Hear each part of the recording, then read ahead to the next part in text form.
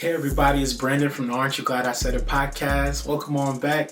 I know it's been a really long time, but we're coming back out with some videos and we were just restructuring, reorganizing a little bit, figuring some things out on our end. And in the meantime, decided that, hey, you know what we're gonna do? Some one-on-ones and kind of figure some things out about life, just in general, right? So we're gonna, have a couple of these one-on-ones every now and then and just really get into it, dive in a little bit. Make sure you guys like, comment, subscribe, and just join the fun and be a part of the group, all right? So we're gonna jump right into this one, right? Let's do it. Okay, so the first topic is gonna be about controlling your life. Now, I know this sounds like an easy one to most people, right? Most of us feel like we control our lives, and most of you probably do control your lives, but I think at certain times in our lives, we might get bogged down by something going on in our lives, right? And so for me, that moment occurred actually when I realized work was hypnotizing me, right? And I don't mean that in like a crazy way where I was doing things that were, running me off the tracks or anything like that. But I was making decisions in the moment rather than making decisions for long term, right? And crazy enough, I was a guy who worked 60 plus hours a week, every week. Standard, I would put in work. I was burning candles at both ends, right? Some days I would even work 7 days a week. But I was also traveling, right? So I was going to places that I wanted to go with friends, family, doing things that I wanted to do. Whatever came up, I was the guy who said, yes, let's go do it. Let's just have fun and whatever, right? And I was taking care of some things I needed to on a surface level, right? Bills were paid, things were getting done like that, right? So I felt like things were done there. So I was kind of doing what I was supposed to be doing, and I was going where my life was going, where I thought I wanted it to go at the time, right? It wasn't until I realized that it wasn't the fact that I was thinking about where it was going, I was just going. Right? And so I wasn't in control of my future. So what happened is I was working for the shop and everything was going good, making a good amount of money, got a car, house, everything was looking good. And next thing you know, we get taken over by another company. Now, when the other company took over, it wasn't like all bad or anything, right? It wasn't like you're laid off. In fact, it was the opposite. It was, hey, we want to make it more permanent here. So of course I accepted it, right? It sounded good, vacation days, 6 times. Everything was seeming good so far. Fast forward, we had a meeting to greet our new owners or I'm gonna say owners because I like that word and it's important later. So we meet them and we go over some things. And so we find out, hey, benefits, this is how this works, this is how that works, this is how long they've been in business. Sounds, they're talking themselves up and it sounds really great, right? It's like a parent telling somebody about their child at the last soccer game. Right? It sounded wonderful. Eventually we have to get to salary, right? Are we getting raises? How do raises work? How does bonuses work? Things like that. It turns out they're cutting our salary by $600 a month. That's a lot. If you're in the middle class, right? If you're maybe upper middle class or maybe you're rich or wealthy, $600 a month isn't a big deal, but $600 for most people, lifestyle change, right? Everything's gonna flip, right? Everything after that. So that's not all. Then they said that temporarily they were gonna stop overtime, which I was working over 60 hours plus. So for me, stopping overtime plus the 600, oh boy, it was a loss of over $2,000 a month for me. And that hurt a lot. And so what happened next is that I had to figure out what my next move was because I didn't expect to be derailed by them in this way. So I had to figure out what my next move was, right? So I worked it for about a week or two and I just wasn't feeling it. I was doing a different job where they had me working harder, less hours, but harder, less pay.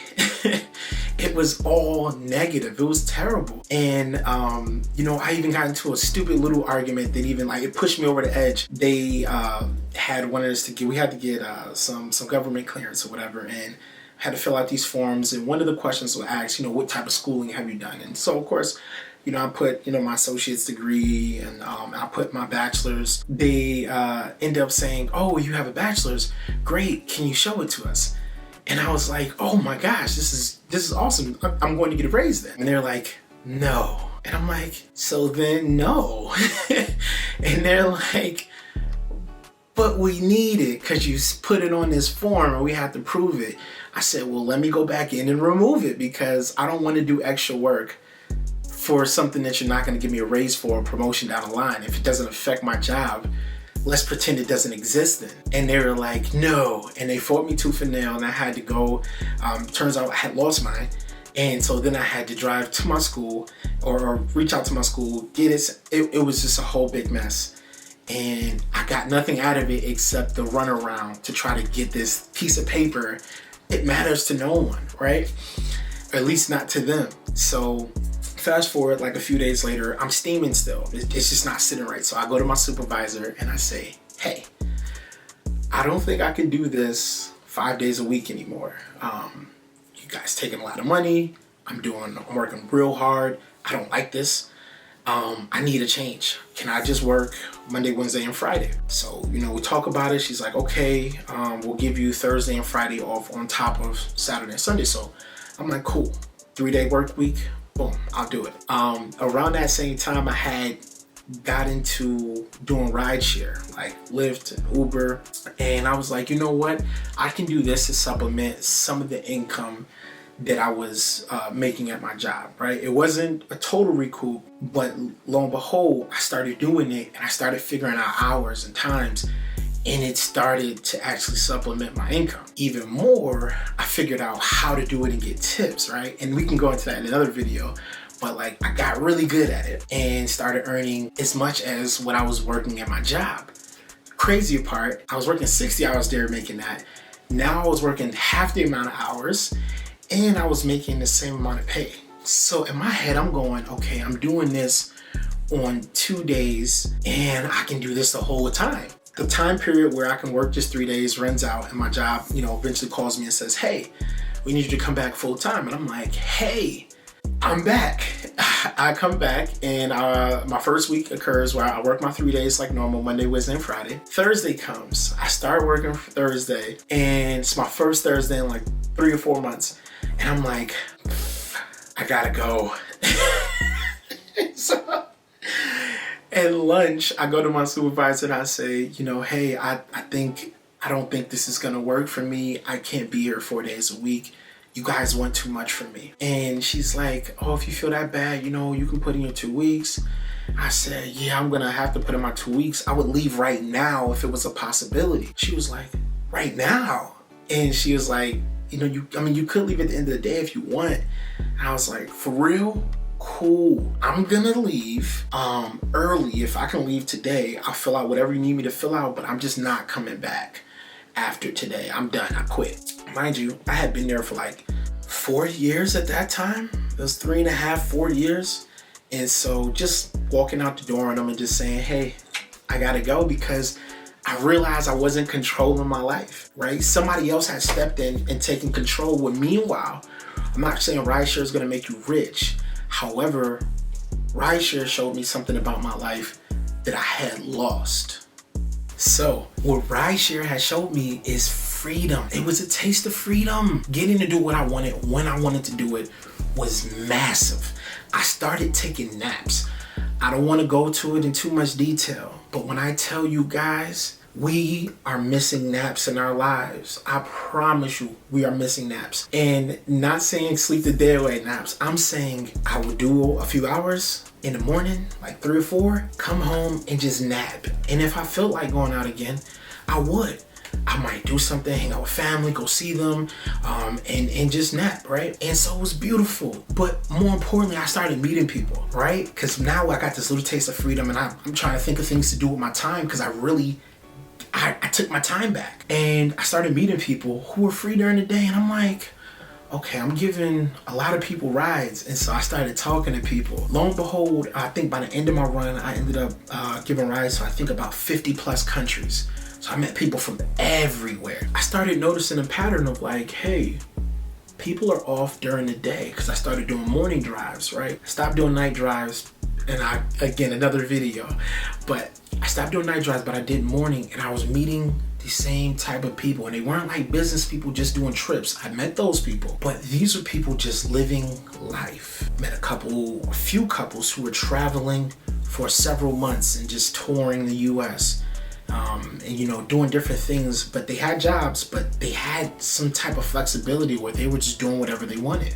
And so I said, okay, well, I need to look into this because that's out there and I want that. That's what I'm actually looking for, right? I want freedom, not just to like before when I was like saying freedom to go to Boston when I wanted, or hey, yo, you want to go to Pittsburgh? And I'm going to Pittsburgh, or hey, do you want to? I was just going, right? But those are local. I wanted to do something bigger, broader. Let's go across the sea, right? Let's go to the oceans and travel them. Let's see something different than what we see normally in this country. That got me thinking, like, I need to make a change. So that's when I decided, okay, I'm gonna take back my future and I'm gonna start controlling my future again. And it was a beautiful feeling because I had been through that mini roller coaster ride of I had control. I got to the top of the mountain, what I thought was the top of the mountain, but really it was the top of not just laziness, it was complacency, right? Where I felt at ease about life and I felt comfortable doing what I was doing. And I realized someone else was controlling that comfort. And for me, that's not acceptable. So my message is take back your future. So that led me to crafting a plan, because now I don't do ride sharing. However, during that period, I started crafting a plan and it's just been developing over years. And now I'm starting to see the fruits of my labor. Still just getting started with this thing. However, it's looking pretty good. And so I'm going to share this journey with you guys as we go forward. And I hope you decide to control your futures too, because when you do, you'll fall in love with yourself all over again. This I promise. And you can't have anything in this world without hard work, right? But that doesn't mean hard work can't be fun, i.e. naps. So we're not going to nap through life, but we are going to experience the joys that life has to offer us. And we're going to take what we want and we're going to do what we want when we want, right? Because we don't have to love rules. We just want to rule our own lives. So control your futures, man. And stay tuned because we're going to drop some more podcast videos. But in the meantime, aren't you glad I said it? Take it easy, guys.